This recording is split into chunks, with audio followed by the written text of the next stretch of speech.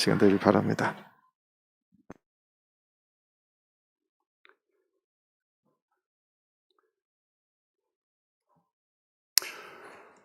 예수 그리스도 이름으로 하나님 말씀 증거하겠습니다.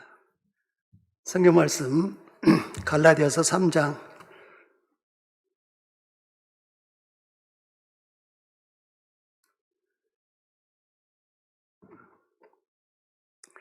27절에서 29절까지 있는 말씀 봉독하겠습니다.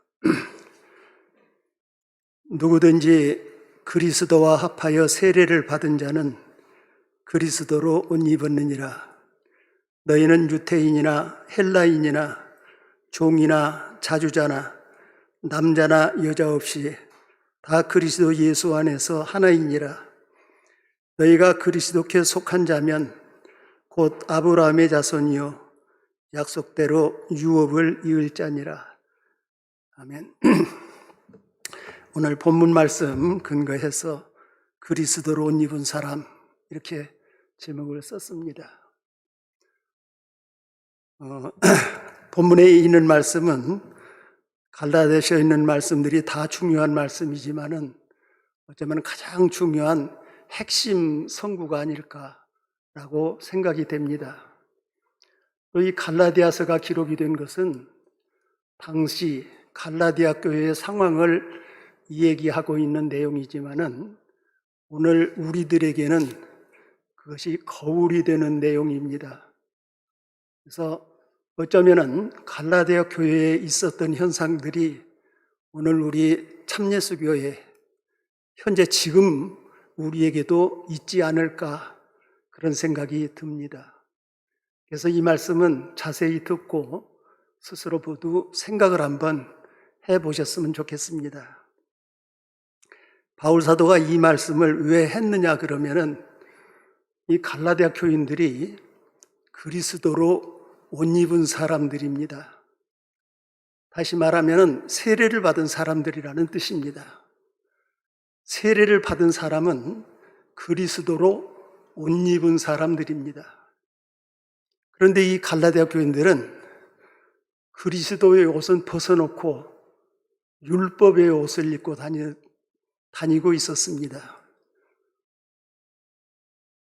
율법보다도 더 훨씬 좋은 그리스도의 옷을 입혀놨는데 왜 이 사람들이 그리스도의 옷은 벗어놓고 율법의 옷을 입었을까요?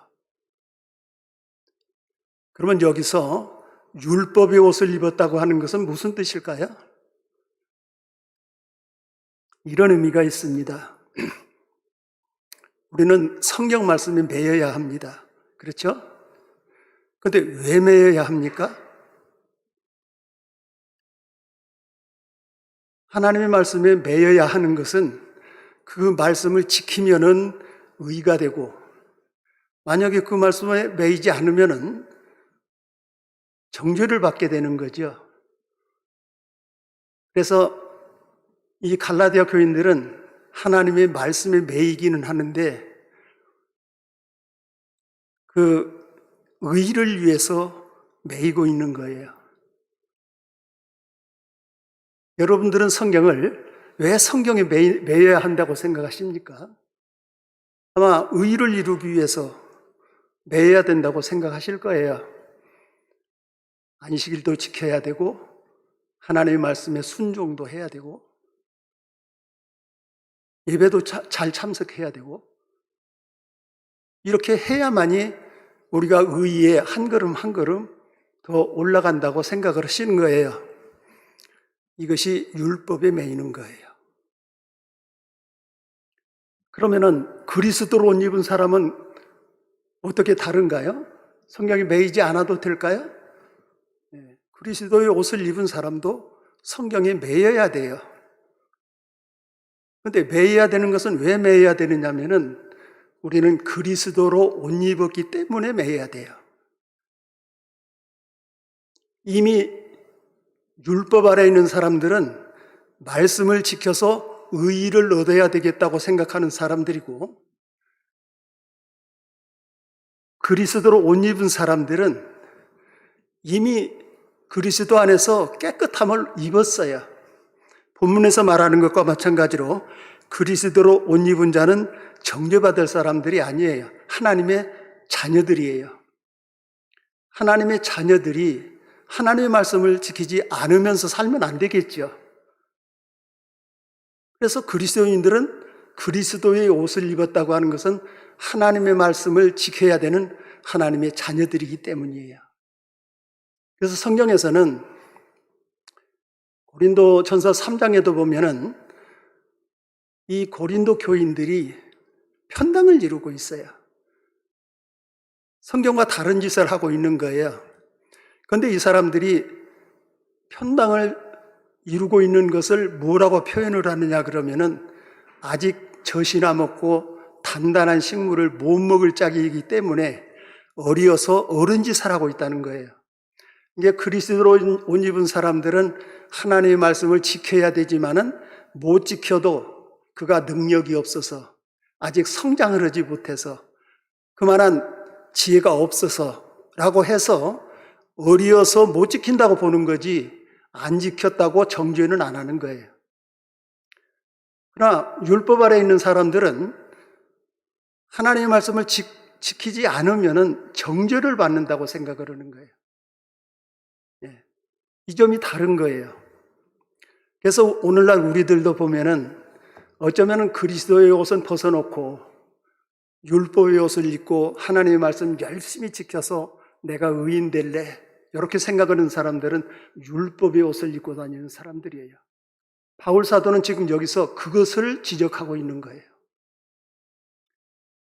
그래서 이런 말씀을 조금 더 생각을 해보면은 이 그리스도로 옷 입었다고 하는 말은 무슨 뜻일까요? 조금 더 자세하게 풀어서 이 얘기를 해보면은 예수님의 옷을 입었다는 뜻이 될 거예요. 그렇죠?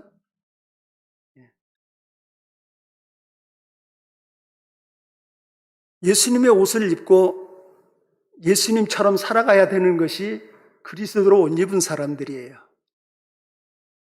그런데 우리는 그런 생각은 하지 않고 우리가 세례는 하나님의 나라에 들어가기 위한 하나의 그 조건? 세례받지 않으면 구원 못 얻으니까 구원을 얻기 위한 하나의 수단? 이렇게 생각을 하고 그냥 놓아버리고 사는 거예요. 세례라고 하는 생각들을 놓아버리고 사는 거예요. 우리는 어디에 가든지 나는 세례를 받는 사람이라고 하는 생각을 가지고 살아야 되는데 세례를 받는 사람이라고 생각한다고 하는 것은 그리스도의 마음을 가지고 그리스도의 말씀을 따라서 살아야 된다고 하는 그런 정신을 가지고 살아야 된다는 얘기죠. 근데 오늘 우리들의 모습을 보면은 이 갈라디아 교회 성도들과 같이 교회에 올 때는 그리스도로 옷 입는 것 같지만은 나가서 생활하는 데 보면은 또는 그 마음가짐을 보면은 그리스도의 옷을 벗어놓고 율법의 옷을 입고 말씀 지켜서 내가 의를 이루어야 되겠다는 생각을 가지고 살기 때문에 바울 사도가 이런 말씀을 하셨었던 거예요. 이 그리스도로 옷을 입었다고 하는 건 어쩌면은 신분을 나타내는 말일 수가 있어요.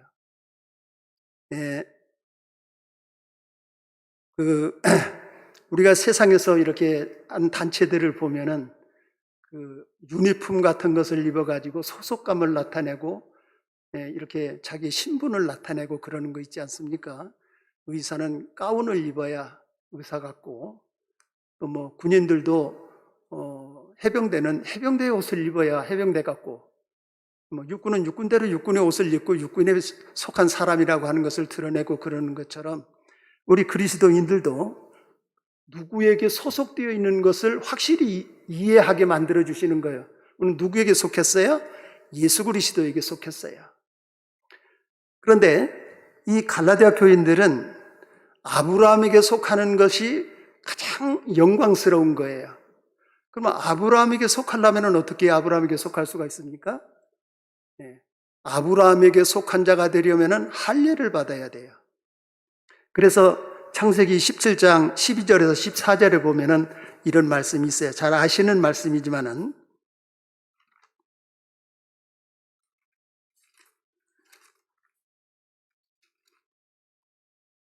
창세기 17장 12절에서 14절 보겠습니다. 대대로 남자는 집에서 난 자나 혹 너의 자손이 아니요 이방 사람에게서 돈으로 산 자를 문혼하고 난 지 8일 만에 할례를 받을 것이니라. 너의 집에서 난 자든지 너의 돈으로 산 자든지 할례를 받아야 하리니 이는 내 언약이 너의 살에 있어 영원한 언약이 되려니와 할례를 받지 아니한 남자 곧 그 양피를 베지 아니한 아니한 자는 백성 중에서 끊어지리니 그가 내 언약을 배반하였음이라. 그래서 여기 있는 말씀을 보면은 아브라함에게 속하려면은 할례를 받아야 속하는 거예요. 그런데 이 갈라디아 교인들이 세례를 받았음에도 불구하고 할례를 받아야 된다고 주장을 하는 거예요. 우리는 본문에서 말하고 있는 것과 마찬가지로 예수 그리스도 이름으로 세례를 받는 자는 곧 아브라함에게 이미 속해 있는 거예요. 그럼에도 불구하고 이 세례 받는 것은 제쳐놓고 할례를 받아야 아브라함에게 속한다고 증거를 하는 거예요. 그래서 많은 사람들이 할례를 받으려고 하는 거예요. 그러면 이 할례를 받는 사람은 어떤 의무가 따르냐 그러면은 하나님의 율법을 지켜야 할 의무가 따라요. 그러니까 그 의무를 이행하지 않으면은 할례가 무할례가 돼요. 아무 의미가 없게 돼요. 그런데 우리 그리스도인들이 세례를 받고 그리스도로 옷 입은 사람은 이미 구약에서 할례를 받아서 아브라함에게 속한 것처럼 우리는 세례를 받아서 예수 그리스도에게 속한 사람이요. 따라서 아브라함에게 속한 자도 된다고 본문에서는 이야기를 하고 있습니다. 그러면 이 할례를 받는다고 하는 것은 할례만 받으면 되는 것이냐? 할례를 받은 자로서의 의무가 따라요. 그 의무가 뭐냐 그러면은 아브라함에게 속한 자면은 아브라함의 행사를 해야 된다는 거예요. 그 말씀은 예수님께서 요한복음 8장 39절에서 40절에 있는 말씀을 보면은 너희가 아브라함에 속한 자이면은 아브라함의 행사를 할 것이오늘 아브라함은 나를 죽이려고 하지 아니하였느니라. 그러므로 너희는 너희 아비 마귀에 속해 있으므로 마귀의 행사를 하려고 한다고 하면서 책망하시는 내용이 나와요. 바꿔서 얘기를 하면은 그리스도에게 속한 사람은 누구의 행사를 해야 되겠습니까? 그러면 아브라함에게 속한 자는 아브라함의 행사를 해야 되는 것처럼 그리스도에게 속한 사람은 그리스도의 행사를 해야 돼요. 그런데 그렇지 못하고 있다는 거예요. 그래서 그리스도로 옷을 입었다고 하는 것은 단지 세례를 받았다고 해서 근로서 의무가 다 끝나버리는 것이 아니라 세례를 받은 것은 그리스도로 옷 입은 사람인데 그리스도로 옷 입은 사람이면은 그리스도의 행사를 하면서 살으려고 하는 말하자면은 정신을 가져라. 그것이 어쩌면 우리 영혼에 옷을 입는 것이 아니겠습니까? 그런 의미를 가지고 있는 거예요. 우리 하나님을 믿는 사람의 정체성은 어쩌면 세례에 있어야 참예수교에 다니는 데 정체성이 있는 것이 아니고 예수를 믿는 데 정체성이 있는 것이 아니라 그리스도의 옷을 입는 데 정체성이 있어야 돼요. 바울 사도가 세례받기 전에는 자기의 정체성을 얘기하면서 맨 처음에 얘기하는 것이 뭐냐 그러면 나는 8일 만에 할례를 받았다고 얘기를 해요. 그리고 이스라엘 족속이요 베냐민 지파요 율법으로는 바리새인이요 율법의 의로는 흠이 없는 자라고 하는데 그것이 예수 그리스도를 만나기 이전의 바울의 정체성이었어요. 그렇다면은 이 할례는 우리가 그리스도에 속하는 것보다도 더 소중한 건 세상에 없어요. 그래서 우리의 정체성은 어쩌면은 그 그리스도로 옷 입는 거예요. 이 그리스도로 옷을 입었다고 하는 말은 많은 다른 말로서 표현들이 돼요. 예를 들어서 흰 옷을 입었다, 예복을 입었다, 또는 두루마기를 입었다, 전신갑주를 입었다. 이런 말들이 똑같은 말이에요. 내용은 다르지만 그 글자의 의미는 다르지만은 같은 세례를 가리켜 그리스도로 옷 입은 것을 가리키는 말씀들이에요. 마태복음 22장에 보면은 혼인잔치의 비유가 나와요. 혼인잔치의 비유가 나오는데 이 혼인잔치에 참석을 하려면은 예복을 입어야 돼요. 그런데 이 예복은 그때 풍습에 의해서 초청을 하는 사람들이 참석을 하게 되면은 의복을 나눠줘요. 그래서 그 의복을 입어야 그 잔치에 참석을 할 수가 있어요. 주인이 거기는 이제 그 혼인잔치라고 시작을 해가지고 나중에는 임금이 그 잔치에 초청되어 있는 사람들을 와서 보려고 보니까 이 초청받은 사람들이 다 나눠준 옷을 입었어요. 예복을 입었는데 어떤 한 사람이 예복을 입지 않고 있는 거예요. 그러니까 물었어요. 친구야, 자네는 어찌 이 잔치에 참석을 하면서 다른 사람은 다 예복을 입었는데 예복을 입지 않고 있는가 하고 물으니까 할 말이 없는 거예요. 변명을 하려면 얼마든지 할 수 있겠죠. 예를 들어서 저는 예복이 없습니다 라고 이야기도 할 수 있었을 테고, 아니면 뭐 조금 불편해서 안 입었다고 할 수도 있을 테고 하는데 없어서 안 입었다고는 할 수가 없어요. 왜냐하면 주인이 나눠주어서 입은 것이니까. 나눠줬는데도 안 입고 참석을 했더라는 거예요. 임금이 화가 났어요. 아니, 나가라고 하면 될 일이지 왜 화까지 내요? 화가 나가지고 이 악한 종을 꼭꼭 묶어서 저 어두운 데 내어 쫓으라. 거기서 이를 갈며 고통함이 있을 것이다 라고 얘기하고 있어요. 예복을 입지 않으면은 하나님께서 진노하신다는 뜻이에요. 우리는 예복을 입고 다니십니까? 안 입고 다니십니까? 우리는 지금 하나님의 잔치에 참여하시는 분들이에요. 하나님의 잔치에 참여하시는 분들이에요. 반드시 예복을 입어야 돼요. 그래서 우리는 세례 다 받으셨잖아요. 다 그리스도로 옷 입혀주시는 거예요. 근데 옷 다 벗고 다니시잖아요. 네. 옷을 다 벗고 다니시는 거예요. 그래서 수치가 드러나는 거예요. 이 사람은 이런 결점이 있고 저 사람은 저런 결점이 있고, 아니 결점 없을 수는 없겠죠. 어리면 어리니까 결점 있고 성장하지 못하면 성장하지 못했기 때문에 다소 결점은 있을지만 그런 정도의 결점이 아니라 그리스도를 아예 벗어놓고 다니는 거예요. 그러면 어떻게 되겠습니까? 하나님이 진노하신다는 거예요. 하나님 진노하시는 거 안 보이잖아요. 어쨌든 그리스도인은 그리스도의 옷을 입고 살아야 돼요. 계시록에 있는 말씀을 한 구절 보실까요? 계시록 7장에 있는 말씀 보시겠습니다.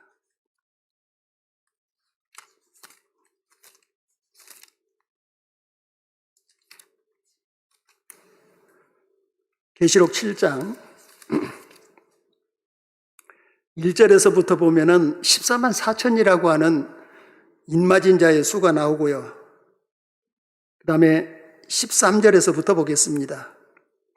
그 다음에 보면은 이렇게 흰옷 입은 무리가 나오는데, 장로 중에 하나가 응답하여 내게 이르되 이 흰옷 입은 자들이 누구이며 또 어디서 왔느냐. 여기 있는 무리들을 보면은 구원받을 무리예요. 앞에서 14만 4천은 이스라엘 12지파에서 나오는 구원받을 사람이라고 한다면은 이 흰옷 입은 큰 무리는 예수의 피에 씻은 우리 그리스도인을 말하는 것이에요. 그래서 이 흰옷 입은 큰 무리가 보이는데, 이 무리들은 흰옷을 입고 다녀요? 안 입고 다녀요? 입고 다녀요. 그러니까 이 흰옷 입으가 어디서 나오는 것이냐 물으니까, 이는 큰 환난 가운데서 나오는 자들인데 어린 양의 피로 씻어 그 옷을, 어린 양의 피에 그 옷을 씻어 희게 하였더라라고 기록을 하고 있어요. 피에 씻어 깨끗함을 입었다고 하는 것은 세례를 받았다고 하는데, 세례를 받은 그 그리스도로 옷 입음을 그대로 입고 살아가더라는 거예요.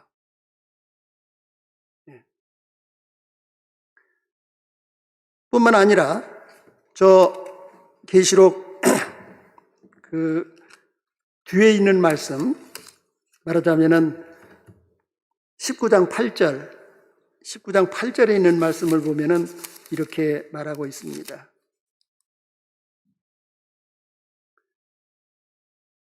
계시록 19장 8절, 그에게 허락하사 빛나고 깨끗한 세마포를 입게 하셨은즉 이 세마포는 성도들의 옳은 행신이라 하더라.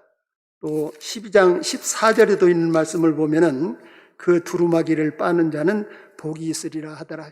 여기에 있는 말씀들을 보면은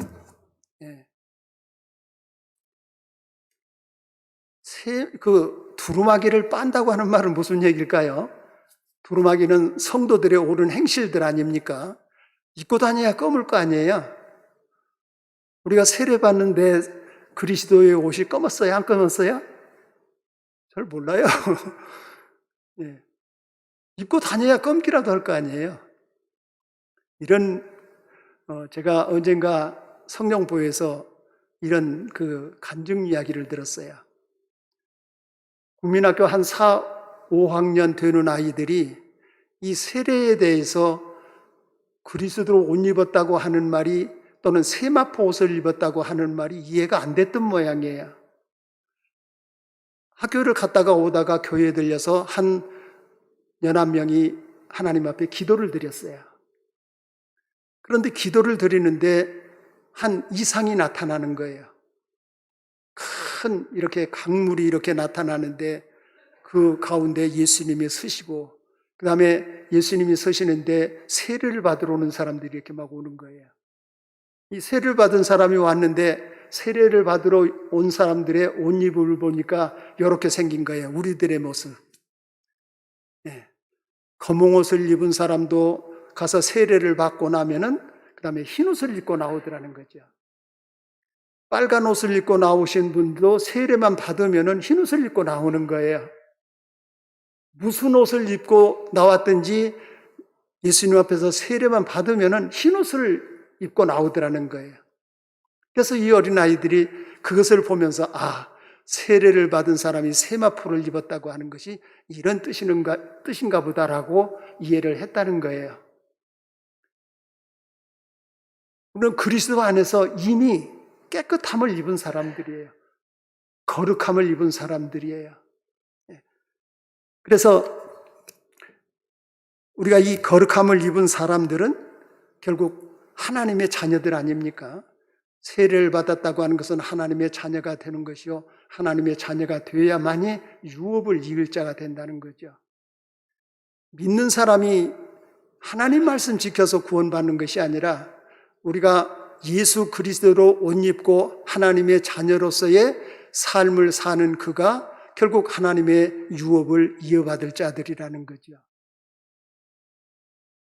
그래서 갈라디아서 4장에 보면은 이렇게 이야기를 하고 있어요. 갈라디아서 4장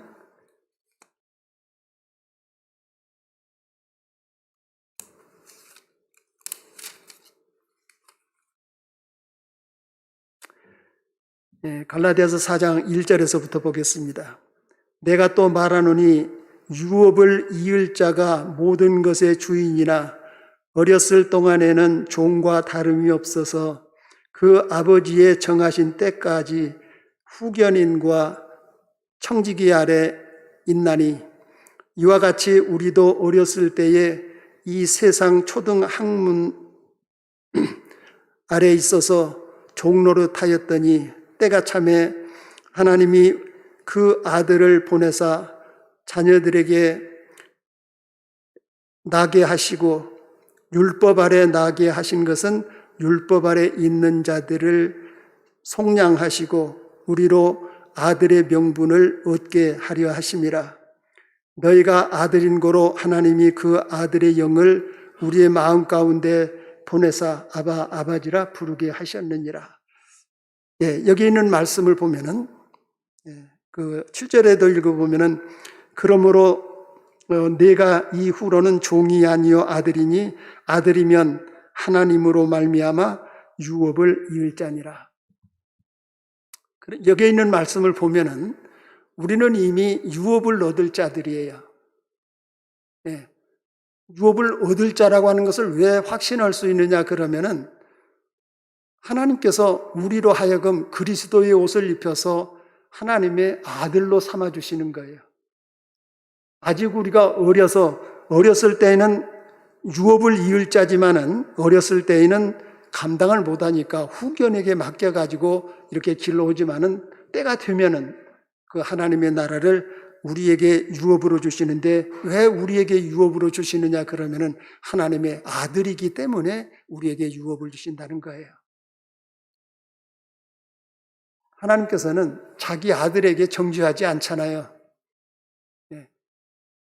그렇다고 해서 우리가 아무렇게나 살면 안 되잖아요. 그리스도의 옷을 입고 그리스도의 사람답게 우리가 살아가게 될 때 아버지의 아들이라고 하는 명분을 늘 가지고 사니까 잘못된 길을 가서는 안 되겠지요. 갈 수는 있지만은 가시면 안 된다는 거예요. 그래서 우리가 그리스도로 옷 입은 사람들이면은 하나님의 자녀들이니까 하나님의 자녀로서의 삶을 사셔야 되는 거예요. 우리는 성경을 보고 읽고 지킬 때 우리는 그 말씀을 지켜서 의의를 얻으려고 성경을 지키고 매여야 되는 것이 아니라 우리는 하나님의 자녀들이기 때문에 하나님의 말씀대로 살지 않으면 안 되는 거예요. 그럼 하나님의 자녀가 됐으면 멋대로 살아도 되는 거냐? 아니라는 거죠. 흰옷을 입고 정말로 하나님 앞에 구원받을 성도들로서의 삶을 살아야만이 하나님께서 우리에게 유업으로 주실 수 있다는 것입니다. 그래서 우리가 이렇게 믿음으로 사는 것은 그냥 아무렇게나 살아도 되는 것이 아니라 그리스도로 옷 입은 사람은 그리스도의 옷을 입고 살아야 되지 율법의 옷을 입고 사는 것은 이미 그리스도의 옷을 벗었다는 얘기가 되니까 이런 사람에게는 구원이 이룰 수가 없어요. 대단히 중요한 일이라고 저는 생각을 합니다. 로마서 8장 14절에서 17절에 있는 말씀 보겠습니다. 로마서 8장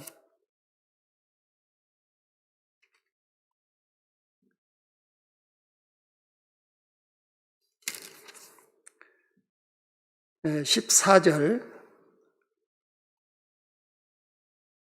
무릇 하나님의 영으로 인도함을 받는 그들은 곧 하나님의 아들이라.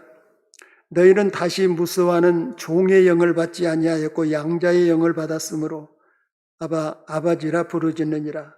성령이 친히 우리 영으로 더불어 우리가 하나님의 자녀인 것을 증거하시나니 자녀이면 또한 후사 곧 하나님의 후사요 그리스도와 함께한 후사이니 우리가 그와 함께 영광을 받기 위하여 고난도 함께 받아야 될 것이니라. 그래서 여기에 있는 말씀도 보면은 우리는 하나님의 후사로 하나님의 자녀가 돼가지고 그 후사로 세움을 받았고 그래서 아버지라 부르게 되는 것이고 그 아버지라 부를 수 있는 것은 영으로 더불어 우리가 하나님의 자녀인 것을 증거하신다라고 말씀하고 있으세요. 그래서 자녀이면 또한 후사 곧 하나님의 후사요 그리스도와 함께 후사이니 우리가 그리와 함께 영광을 받기 위해서는 고난도 함께 받아야 할 것이니라. 우리 하나님을 믿는 성도들이 순탄한 길을 가는 것은 아니에요. 하나님의 영광을 받는 것은 굉장히 영광스러운 일이지만은 그것을 얻기 위해서는 우리가 육신을 가지고 있는지라 다소 어려움도 있고 고통도 있고 하지만은 그것은 달게 함께 그리스도와 함께 받아야 될 것이니라 라고 말하고 있으세요. 시간이 많이 갔는데 마지막으로 한 구절만 더 보고 마치도록 하겠습니다. 로마서 13장에 있는 말씀 보십시다. 로마서 13장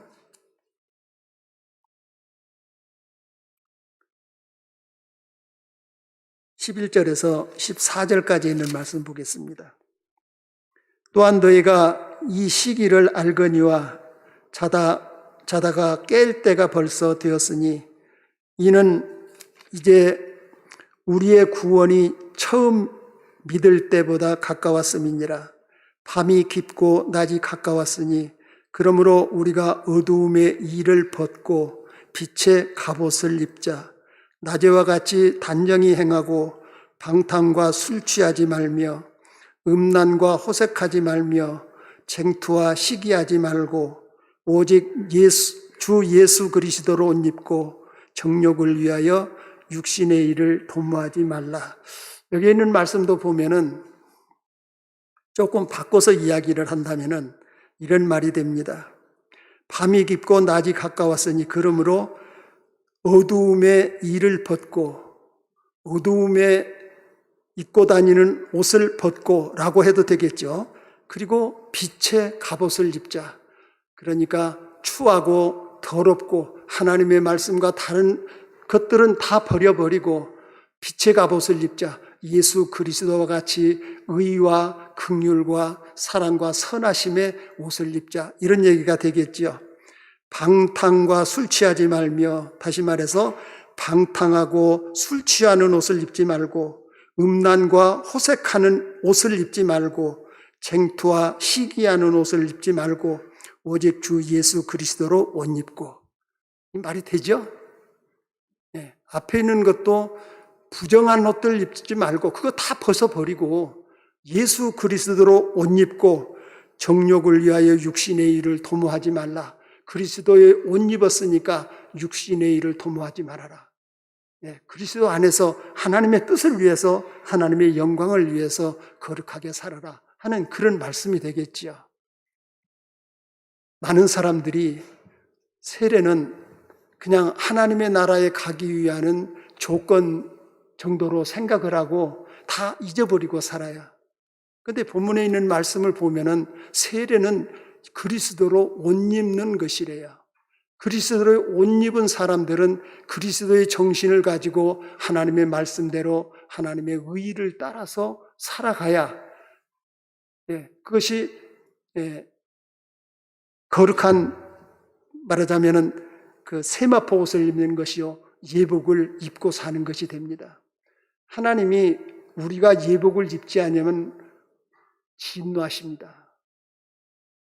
우리가 그리스도를 옷 입은 사람들이 그리스도의 옷을 벗고 살아가면은 진노하신다는 거예요.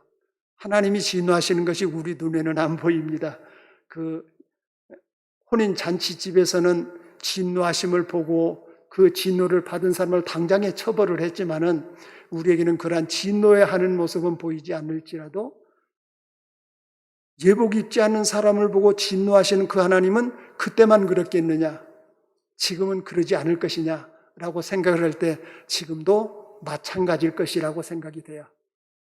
다만 어리게 보거나 아직 성장하지 못하는 이런 자녀들로 보아서 이해하고 또는 참고 하면서 이렇게 넓혀 보아 가실지는 몰라라도 끝까지 그리스도로 옷 입지 아니하고 율법의 옷을 입고 산다거나 세상의 방탕과 술 취함과 쟁투와 시기의 옷을 입고 살아간다면은 반드시 그를 통해서는 하나님의 진노가 이를 것이다 라고 말씀을 하고 계시는 거예요.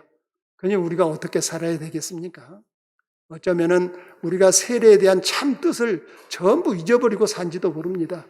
하나님이 그 세례를 통해서 모든 죄를 싹 씻고 구속해 주셨는데 오히려 성경 말씀을 지켜서 의의를 이루려고 바등바등하는 사람들을 바울 사도는 갈라디아의 그 모습을 보면서 예수 그리스도와 합하여 세례를 받은 사람은 그리스도로 옷 입었느니라. 그는 아브라함에게 속한 자라 라고 말씀을 하고 있어요. 그러므로 있는 것은 벗어버리고 없는 의의 옷을 입으려고 노력하는 것은 어리석은 일 아니겠습니까? 그래서 우리가 성경을 읽을 때에도 그 말이 무슨 뜻인지, 왜 그런 말씀을 하셨는지 이런 것을 보시면서 읽게 되면은 어쩌면 우리가 좀 더 이해의 폭이 조금씩 넓어지지 않을까 그런 생각이 듭니다. 그래서 이런 말씀은 갈라디아 교회에 필요했었던 것처럼 오늘 우리 교회도 꼭 필요한 말씀이라고 생각이 되어서 오늘 이런 말씀 생각해 보았습니다. 하나님의 은혜가 우리 성도님들과 함께 하시기를 예수님의 이름으로 원합니다. 잠시 묵도하십시다.